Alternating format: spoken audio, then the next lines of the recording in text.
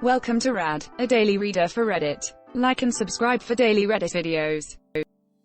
LPT. Confirmation bias is real for everyone. Be aware of your own bias and seek your news from more neutral sources. Your daily stress and anxiety levels will drop a lot. I used to criticize my in-laws for only getting their news from Fox News. Then I realized that although I read news from several sources, most were left-leaning. I have since downloaded app and Reuters apps and now use them for news.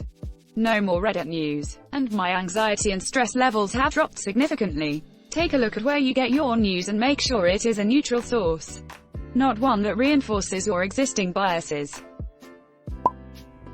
I knew confirmation bias was real. I found other articles that said it wasn't, but I didn't believe them. Yeah, well, gaslighting isn't.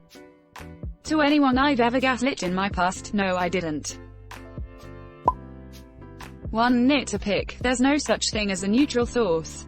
Some sources are more neutral than others, but you should always be aware of and be looking for the bias in any news source you're reading. Also remember that there is bias simply in choosing what to cover.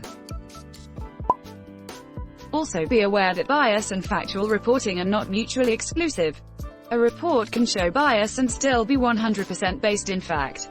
While it is important to recognize bias and let that color your perception of a report, don't write off a report completely just because you disagree with the writer's political leaning. If you corroborate a given conclusion before you adopt it, you don't have to worry about the bias of any given source. Just stop adopting conclusions that you haven't been able to corroborate. Slow down and digest the media you consume before you share it. That said, the discussion of biases is most productive when focused on the strength of a given bias rather than the existence of a bias in general. The existence of a bias alone does not invalidate a source. The world isn't black and white, and concepts like bias are more nuanced and complex than they are treated. A court that convicts a murderer is biased towards murder, but that doesn't mean that bias is bad, faith or toxic. If you see a bias, make sure you consider its strength and motive. Why are humans biased against organic free-range fires but not fires that have been chained and locked in cages? Because fire hurts. This is not a prejudiced bias. Why would someone describe a wildfire as organic free-range, and why would they refer to a fire pit as a cage? Because they are a fire sympathizer, of course, and that is a prejudiced bias.